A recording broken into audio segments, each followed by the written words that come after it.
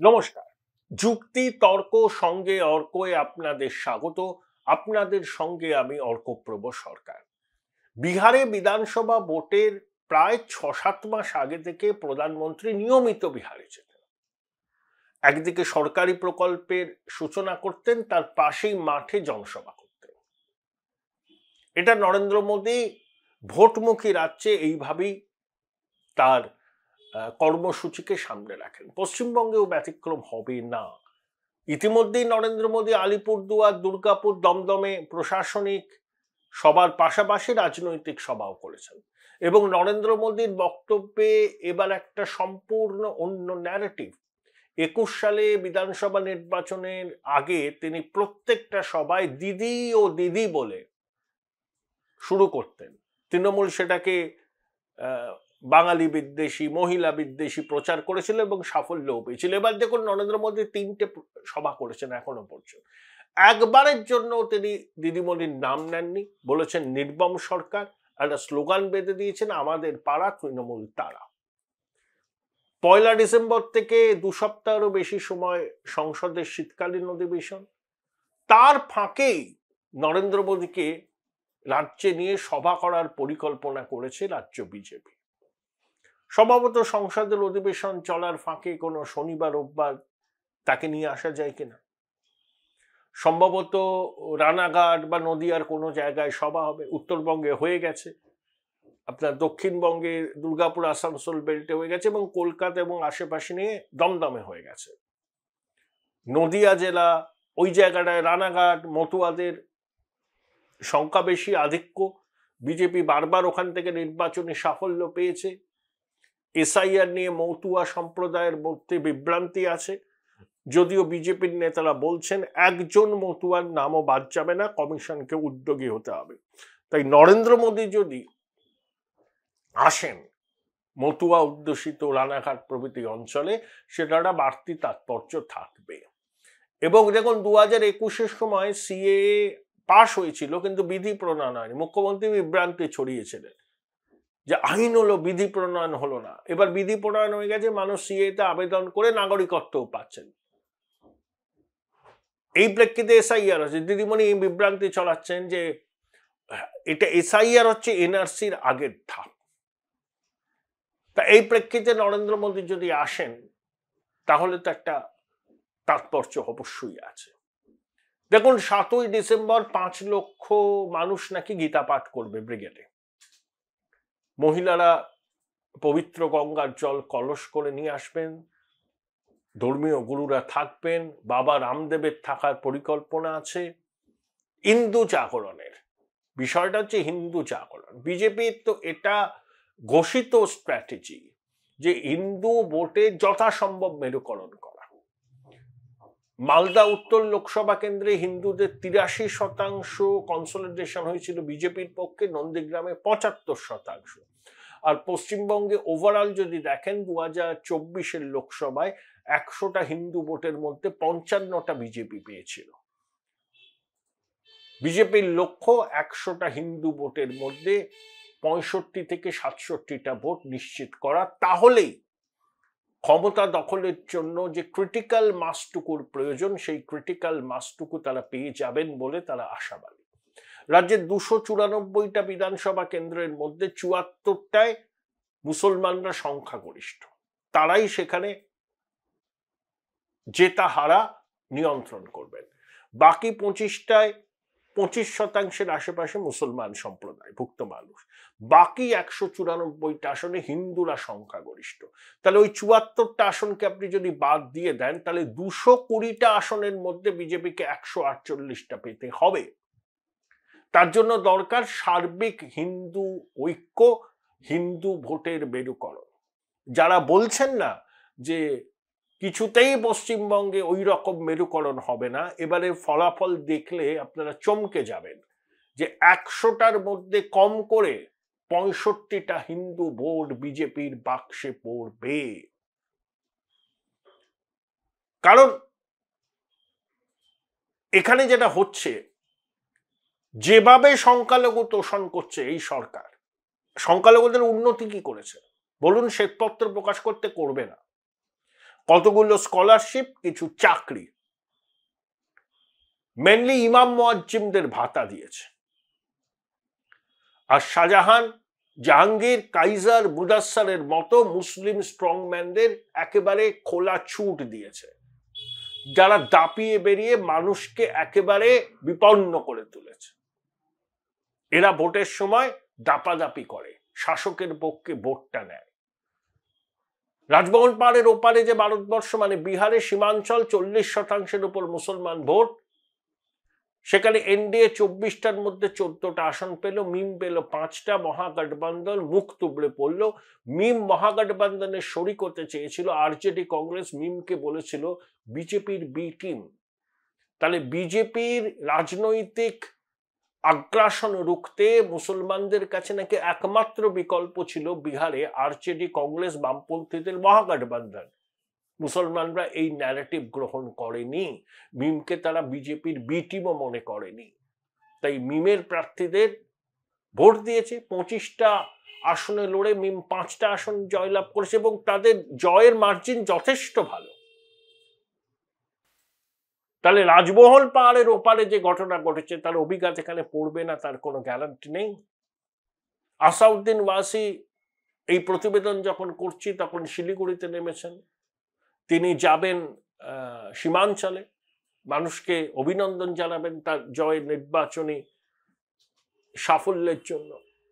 Humayun Kabir 22শে December দল তৈরি করবেন। 6ই ডিসেম্বর ন্যাশনাল হাইওয়ের ধারে এখানে বাবরি মসজিদের ভিত্তিপ্রস্তর স্থাপন করবেন। সব ধর্মের মানুষকে আমন্ত্রণ জানানো হয়েছে, সন্ন্যাসীদেরও আমন্ত্রণ জানানো হয়েছে। তাহলে হুমায়ুন যদি মিমের সঙ্গে, ওয়েলফেয়ার পার্টি অফ ইন্ডিয়া, আরো ছোট ছোট দলের সঙ্গে, বাম কংগ্রেসের সঙ্গে একটা ট্যাসিক আন্ডারস্ট্যান্ডিং করে, ওই তৃণমূল 20টা আসন পেয়েছিল না মুর্শিদাবাদে, ওটা সিঙ্গেল ডিজিটে নামবে। এটা বোঝার জন্য কোনো পণ্ডিত হওয়ার দরকার নেই। একই পরিস্থিতি হবে মালদা, উত্তর দিনাজপুরে। মালদাতে তৃণমূল খাতা খুলতে পারবে না যদি না বিজেপি কোনো পোলারাইজিং ফিগারকে প্রচারে নামায়, যেমন যোগী আদিত্যনাথ, তার ভীষণ ডিমান্ড। কিন্তু মালদার মতো সংখ্যালঘু অধ্যুষিত অঞ্চলে যোগী আদিত্যনাথ প্রচার করলে হিন্দু ভোট তো কনসলিডেট হবেই, মুসলমান ভোটও আবার তৃণমূলের দিকে চলে যাবে। তাই যোগী আদিত্যনাথের মতো মানুষকে, নেতাকে, হিন্দু হৃদয় সম্রাটকে আমার মনে হয় যে ওই অঞ্চলে বিজেপি প্রচারে না আনাই ভালো। তার জন্য দক্ষিণবঙ্গ বিস্তীর্ণ অঞ্চল আছে প্রচারে, এবং উত্তরবঙ্গেও বিভিন্ন জায়গায় করতে পারেন, কিন্তু ওই মালদা, দিনাজপুর, মুর্শিদাবাদে নয়। আরএসএস প্রধান মোহন ভাগবত 10 দিন ছিলেন পশ্চিমবঙ্গে। বর্তমানে একটা সভাও করেছিল আরএসএস এর 100 বর্ষ। তা আরএসএসও এবার কিন্তু কি বলবো আর কি, সক্রিয়ভাবে মাঠে আছে। দেখুন, আরএসএস এর পত্রিকাতে বারবার কতগুলো প্রশ্ন তোলা হচ্ছে, এমনকি কেন্দ্রীয় সরকারকেও তাদের দায়িত্ব মনে করিয়ে দেওয়া হয়েছে। কারণ বাঙালি হিন্দুর জন্যই তো পশ্চিমবঙ্গ। সেই জন্য 47-এর জুন মাসে পশ্চিমবঙ্গ বিধানসভায় পশ্চিমবঙ্গের পক্ষে ভোটাভুটি হয়েছিল, বাংলা ভাগ হয়েছিল। শুধু তো ডক্টর শ্যামাপ্রসাদ মুখোপাধ্যায় নয়, অনেক কংগ্রেসী নেতাও সহায়তা করেছিলেন, বিধানবাবু করেছিলেন, কিরণ শঙ্কর রায় করেছিলেন, জ্যোতিবাবু করেছিলেন, রতনলাল ব্রাহ্মণ ভোট দিয়েছিলেন, বিশিষ্ট শিল্পপতি জিডি বিড়লা সমর্থন করেছিলেন, আইনজীবীরা সমর্থন করেছিলেন। সেই পশ্চিমবঙ্গের ডেমোগ্রাফি যদি পরিবর্তন হতে থাকে এবং বাঙালি হিন্দুরা বিপন্ন হয়, তারা যদি মনে করতে থাকে এবার আমরা নিজ ভূমেই আবার পরবাসী হয়ে যাব না, তো আরএসএস কিন্তু এই বিপদটা বুঝেছে এবং এই সরকার থাকলে পরে। Join Indian Institute of Hotel Management now. Right choice, right decision. এই ডেমোগ্রাফিক চেঞ্জ অবশ্যম্ভাবী, আর কন্ট্রোল করা যাবে না। একে সীমান্তবর্তী অঞ্চল, 4200 কিলোমিটার সীমান্ত, তার মধ্যে প্রায় 500 কিলোমিটারে বেড়া দেওয়া হয়নি, 112 কিলোমিটার দিতে পারবেন না, দুর্গম প্রকৃতি। বাকি যতটুকু আছে তার মধ্যে 187 কিলোমিটার বেড়া দেওয়ার জন্য যে জমি দরকার, তার টাকা কেন্দ্রীয় সরকার রাজ্য সরকারকে দিয়েছে, কিন্তু জমি অধিগ্রহণ করে কি স্বরাষ্ট্র মন্ত্রকের হাতে রাজ্য তুলে দিয়েছে?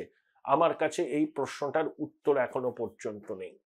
কলকাতার বিভিন্ন ভাইটাল ইনস্টলেশনের আশেপাশে রোহিঙ্গা বসতি হচ্ছে, যেই এসআইআর হলো দেখতেই পাচ্ছেন তো, সীমান্ত দিয়ে বাংলাদেশে পালানোর, ফিরে যাওয়ার একটা হিড়িক পড়েছে। এটা তো হিমশৈলের চূড়া, বহু বাংলাদেশি লুকিয়ে আছেন, দেখবেন তারা অনেকে এসআইআর এর ফর্ম ফিল আপ করবেন না, তাদের বক্তব্য ভাই ভোটাধিকার যায় তো যাক, জনসমুদ্রে তো মিশে আছি, ভোটটা দেব না কিন্তু ভারতে তো থাকবো। তাহলে যে আরএসএস একসময় তৃণমূলের প্রতি কিছুটা নরম মনোভাব নিয়ে চলতো, তার কারণ ছিল তাদের মনে হতো যে তৃণমূল মন্দের ভালো, এদের তো কোনো মতাদর্শ নেই, এবং আরএসএস এর প্রভাবও তৃণমূল জমানায় অনেকটা বেড়েছে, শাখার সংখ্যা বেড়েছে। কিন্তু বিজেপি এখনো সেভাবে স্বাবলম্বী নয়। তাহলে বাম কংগ্রেস যেন এখানে মাটি না পায়, এটা আরএসএস এর একদম অবস্থান ছিল, প্রকাশ্যে তারা বলতেন না, কিন্তু এবার অবস্থানটা বদলে গেছে। তার কারণ আরএসএস ও বুঝতে পেরেছে যে বাঙালি হিন্দুর অস্তিত্বের সংকট হতে পারে, সেজন্য এবার তারা কিন্তু একেবারে কোমর বেঁধে নেমেছে। আরএসএস তো ওইভাবে মাটি এই মাইক ফুঁকে প্রচার করে না, তারা একেবারে গ্রাসরুট লেভেলে চলে যায়, তাদের বিভিন্ন শাখা সংগঠনের মাধ্যমে ঘরে ঘরে ডোর টু ডোর ক্যাম্পেইন, বিশিষ্টজনদের সঙ্গে আলাপ আলোচনা। শুনলাম মোহন বাগবাজি পশ্চিমবঙ্গে এসে বিশিষ্টজনদের সাথেও আলাপ আলোচনা করবেন। তাই দেখুন, আরএসএস এর সঙ্গে বিজেপির একটা দূরত্ব হয়েছিল লোকসভা নির্বাচনের আগে, প্রধান সেবকের অহংকার মানায় না, সঙ্গপ্রধান বলেছিলেন, নিশানায় কে ছিলেন আপনাদের বুঝতে কোনো অসুবিধা হয় না। তারপরে জেপি নাড্ডা সাক্ষাৎকার দিয়ে বলেছিলেন যে বিজেপি অনেক বড় হয়ে গেছে, এখন সবসময় আরএসএস এর সহযোগিতা না পেলেও চলবে। পরিণতি কি হয়েছিল? 240-এ থেমে গেছিল বিজেপি, যারা 400 পারের স্লোগান দিয়েছিল 240-এ থেমে গেছিল, শরিক নির্ভর সরকার চালাতে হয়েছে। তারপর প্রধানমন্ত্রী, বিজেপি নেতৃত্ব এবং আরএসএস এর মধ্যে দফায় দফায় আলোচনা করে সম্পর্ক এখন অনেক স্বাভাবিক। সেই জন্য দিল্লি, হরিয়ানা, মহারাষ্ট্র, বিহারে আরএসএস এর কার্যকর্তারা, স্বয়ংসেবকরা একেবারে গ্রাসরুট লেভেলে প্রচার করেছিলেন বিজেপি এনডিএ প্রার্থীর সমর্থনে। তার মধ্যে হরিয়ানা, মহারাষ্ট্র, দিল্লিতে তো সবাই জানে, বিহারে হয়তো আরএসএস হরিয়ানার মতো স্ট্রং নয়, কিন্তু স্ট্রং তারা নেমেছিলেন। পশ্চিমবঙ্গে গোবলয়ের মতো আরএসএস স্ট্রং নয়, কিন্তু আগের থেকে তাদের শক্তি অনেক বেশি, তারাও নেমেছেন। মোহন ভাগবত এখানে বারে বারে আসবেন, মোদিজি আসবেন। যে কারণে আরএসএস এর অবস্থান বদল হয়েছে একটাই, যে বাঙালি হিন্দুদের জন্য যে পশ্চিমবঙ্গ, সেই পশ্চিমবঙ্গের ডেমোগ্রাফি এমনভাবে পরিবর্তন হচ্ছে, আগামী দিনে সেখানে বাঙালি হিন্দুদের সংখ্যাগরিষ্ঠতা নিয়ে প্রশ্ন থাকতে পারে, তারা বিপন্ন বোধ করছেন। সেই জন্য আরএসএস কিন্তু এবার নেমেছে, একেবারে নেমেছে, কোমর বেঁধে নেমেছে, তাদের মতো করে নেমেছে, বিজেপির পক্ষে নেমেছে।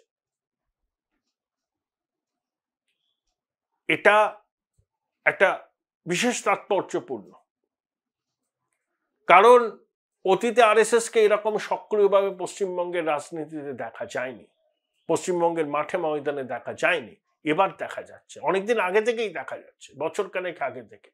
যত নির্বাচন এগিয়ে আসবে তত তাদের সক্রিয়তা বাড়বে, এবং বিজেপির প্রার্থী বাছাইয়ের ক্ষেত্রে আরএসএস এর সে এবার অনেকটা বেশি থাকবে। এইভাবেই এগোচ্ছে বিজেপি, এভাবেই এগোচ্ছে সংঘ পরিবার। রথযাত্রার পরিকল্পনা হচ্ছে। বিজেপির 5টা সাংগঠনিক জেলা, উত্তরবঙ্গ, নবদ্বীপ, রাঢ়বঙ্গ, কলকাতা আর হাওড়া, হুগলি, মেদিনীপুর, 5টা জায়গা থেকে 5টা রথ একটা পয়েন্টে তারা মিলবে, সেখানে হয়তো প্রধানমন্ত্রী সভা করবেন, এবং প্রত্যেকটা রথযাত্রার সূচনার আগে বিজেপির কেন্দ্রীয় স্তরের নেতারা সেই রথযাত্রার সূচনা করবেন। বিজেপির রাজ্য সভাপতি শ্রমিক বাবুর সঙ্গে এই নিয়ে চূড়ান্ত পর্যায়ের আলাপ আলোচনা চলছে দিল্লিতে।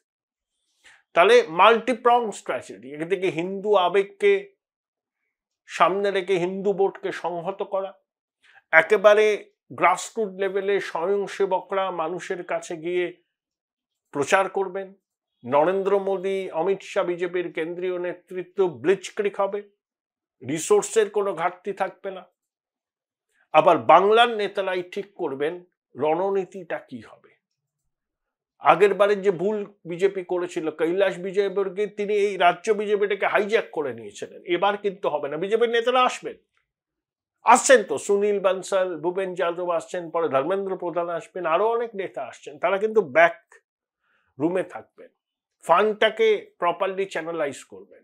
টাকা পয়সা বহুত এদিক ওদিক হয়, সেটা যতটা সম্ভব কম করা যায় সেটা নিশ্চিত করা। তহবিলের চাবিকাঠি কিন্তু কেন্দ্রীয় নেতৃত্বের হাতে থাকবে। তাই মাল্টিপ্রং স্ট্র্যাটেজি নিয়ে রাজ্যের শাসক দলকে ঘিরতে চাইছে বিজেপি। তারা জানেন মমতা বন্দ্যোপাধ্যায় রাহুল গান্ধী নন। মমতা বন্দ্যোপাধ্যায় লড়াকু নেত্রী, ইঞ্চিতে ইঞ্চিতে তিনিও লড়াই করবেন। তাই মমতা বন্দ্যোপাধ্যায়কে রাজনৈতিকভাবে মোকাবিলা করার জন্য ওই ইঞ্চিতে ইঞ্চিতে লড়ার মানসিকতা নিয়ে চলতে হবে বিজেপিকে। এই শাশ্বতটা তারা বুঝেছেন। সম্ভবত শুভেন্দু অধিকারী এ ব্যাপারে বিজেপির শীর্ষ নেতৃত্বকে প্রভাবিত করেছেন এবং সংঘ নেতৃত্বের সঙ্গেও শুভেন্দু অধিকারীর সম্পর্ক এখনো অতীব মধুর।